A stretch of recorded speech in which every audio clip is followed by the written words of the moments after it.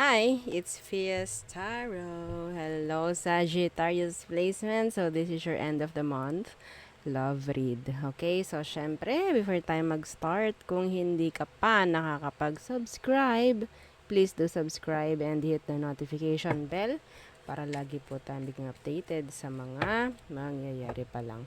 Okay, so yeah, let's start your reading, Sag. Okay, so tingnan natin yung energy ni person mo. Excuse me. Energy ni person mo. Okay, so yeah. Question. Who is the person on your mind? Sag. Who is the person on your mind? Let's see. The Two of Cups in reversed. Some of you may chance na hindi na nagkakaroon ng pagkakaintindihan pagdating sa emosyon. Okay. Why the Two of Cups in reverse? Hindi na ganun ka strong yung connection'ng meron. Okay. Two of Cups in reverse. Hang on. Okay, so the Two of Cups in reversed. Pwedeng water sign. Okay, Cancer, Scorpio, and Pisces. So the Two of Cups in reversed and the Tower in reversed. So meron na ditong pag-avoid. Ina-avoid ka niya. Ang lakas ng water sign dito, ha? So, yeah. The Tower is Scorpio. Okay. Some of you, meron ditong sitwasyon na parang napapahaba na lang. Pero yung feelings is parang nauna nang umalis sa sitwasyon. Okay. Yung feelings ang naunang nawala sa sitwasyon na to. Pero yung iba sa inyo, may chance na nandyan pa rin nag-i-stay. Pwedeng itong taong ito, wala nang feelings for you. May pag-avoid na siyang ginagawa. Pero yung iba rito, nakukuha ko, may chance na kakonect nyo pa rin, or karelasyon, or kakonect, yeah. Okay? Pero hindi na ganoon. Like, hindi mo na madama. Hindi mo na maramdaman tong taong to. Okay? Yeah, matagal na. Okay. Yung iba sa inyo, pwedeng pass mo na. Pero, yeah. Let's see. Ano bang situation meron para sa mga Sagittarius? The Four of Swords. Okay. So, some of you meron ditong silence. Okay. No contact para sa iba. So, break up para sa iba. Okay. The Four of Swords. What's with this? The Nine of Wands in reversed.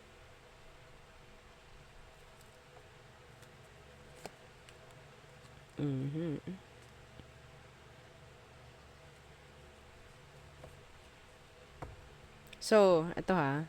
Sag, ang nakuha ko sa taong ito, siya yung parang hindi siya magiging open din pagdating sa emosyon para ikaw yung mag-effort ng mag-effort or gumawa ng paraan para malaman kung ano bang meron pagdating sa emosyon ng taong to. Okay? Ikaw yung nagawa. Yeah. Pero nakakapagod. Energy, pagdating sa sitwasyon, some of you pwedeng no contact or on break. Okay, the Nine of Wands in reverse, this is like nakakapagod na sitwasyon. Nakakapagod lalo na nga kung walang nangyayaring pag-uusap. Okay? So siguro kaya ganito, may kailangan pag-usapan. Yes, may kailangan pag-usapan. Kaso nga lang, wala kang makukuhang sagot sa taong to. Okay? Yung iba sa kanila, talagang ina-avoid na magkaroon ng connection or relation with you. Yes, okay? So, ano ba talaga ang emosyon? Kung yun ang tanong mo, at hindi nakikita, at hindi na parang nalalaman, no?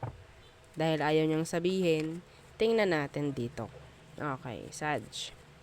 Ano ba ang emosyon sa'yo? ng person na yan. Current, please, current. The Two of Coins in reverse. So, they are dropping you. That is why. No, yung parang wala nang pake. Yeah. Why? Why the Two of Coins in reverse? They are dropping you. Like, ang tawag dyan? Hindi na para i-pursue. Parang ganon. Why the Two of Coins in reverse? The Ten of Cups in reverse. Etong taong ito, sabihin natin hindi niya matagpuan yung kontentuhan sa connection nyo. Hindi natin masisisi itong taong to, ha? Sag. Okay? Hindi na siya masaya. Hindi na siya kontento sa kung anong meron pagdating sa sitwasyon nyo. Okay? Yeah, the Page of Wands in reverse, parang feeling niya walang mangyayari. Wala nang nangyayari. Parang ganyan. Nakaka-boring na, nakakasawa na. Parang ganyan. Okay? So, may chance yung iba sa kanila. May nangyari ng pagko-commit, no, ng third party. So, yeah. Kung iba naman sa inyo is may separation, may chance na nakikipag-usap na to sa iba. Yeah. Nakikipag-usap na to sa iba or open na sila for other option, for other person. Okay? So, yeah.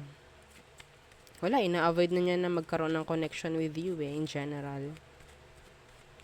Yes. Pero ikaw, no, nakukuha ko sa'yo na pwedeng ikaw itong open para sa kanya. Open pa rin, in general, like sa komunikasyon, emotion mo for this person, mga ganyan. So, tingnan natin ano bang maging next action ng person mo na to towards you. The Six of Coins in reverse. So, wala na talagang pagbibigay dito. Wala na. Okay? The Six of Coins in reverse.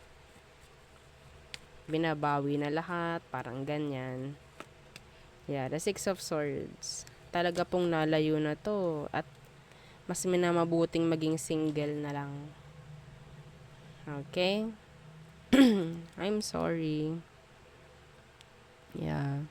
Iba sa kanila, talagang naghahanap na talaga ng iba. Yes, nakikipag-usap sa iba, nakikipag-date. Ayun po, ha? Kaya parang yung iba sa inyo, meron akong nakukuhang energy ng the Tower in reverse, the Four of Swords, ghosting to. Yeah, I don't know. Some of you, pwedeng binlock ka na. Binlock. Okay? Binlock or tawag dyan. Di ka na talaga pinapansin. Okay? So, there. So, lumalayo na talaga to sa'yo, Sag. Wala tayong magagawa. So, ano ang outcome/advice for Sagittarius placements? Okay. Let's see. The Two of Swords. I-avoid mo na rin. Yeah, i-avoid mo na rin. Two of Swords. So, kung hindi kasi, mararamdaman mo lang na parang tinataboy ka nito. Yes. Two of Swords. This is ang outcome is avoiding. Okay? Pag-avoid. Someone is being indecisive rin naman. Okay? Yeah, the Hierophant. Okay. Unsure na pagdating sa connection. Okay? If ever na kukunin mo, no? Or kung gusto mong malaman, kung ano bang gusto mong malaman sa taong ito, talagang ayaw na niya makipagrelasyon sa'yo. Diretsuhan. Ayaw na nito, Sag. Okay? Blocking you. Yeah. Kapag hindi, ang nakukuha ko dito, kung makikita nila na talagang consistent ka, no? Lalo na sa mga nangungulit dyan, Sag. Sa mga nangungulit na Sagittarius dito sa taong ito, may chance na magamit ka. Okay? Magamit ka. Magmukhang kawawa ka. Mukha kang habol-habol. Parang mukha kang naghahabol. Parang ganyan. So, 'di ba? Avoid mo na lang. Mhm. Kung bibigyan ka man ito ng sabihin natin, kung mapipilit mo 'to, hindi mo na rin naman mararamdaman. Parang meron na kayong ano, eh, tawag diyan, ah, bakod, oo, sa pagitan niyo. Mm. Okey, so wag na lang. Hindi ka na rin naman magiging masaya if ever. Okay, they're dropping you. Dinadrop ka na nito, 1,000,000%. Ayoko ng 100, 1,000,000 talaga. Okay? So, yeah, yun ang aking nakikita pagdating sa'yo. Sag. Oh, that's sad. Okay, so, Aries through Pisces. Mhm. Aries through Pisces. Okay. Aries, focus sila sa kanilang work, career, finances. Taurus, so, andyan yung gusto nila, sila yung may control over you. Okay. Gemini, gustong humingi ng parang another chance maybe, or vice versa. Yes. Kasi parang kakarampot eh, ang ibinibigay. Cancer, they're sad, regretting. Okay. Leo, they're confused. Confused kung i-workout, kung ipo-pursue ka pa ba or hindi na, or magstay pa ba or hindi na, like that. Virgo, conflicted. There's conflict with this Virgo. Libra, okay, so dumidistansya na si Libra. May pagdistansya. Scorpio, some of them, they're stalking you. They want to talk. Some of them, pero wala silang ginagawa. Like, yung iba sa kanila, actually, nandyan yung delay. Nandyan yung hindi sila makapagsimula.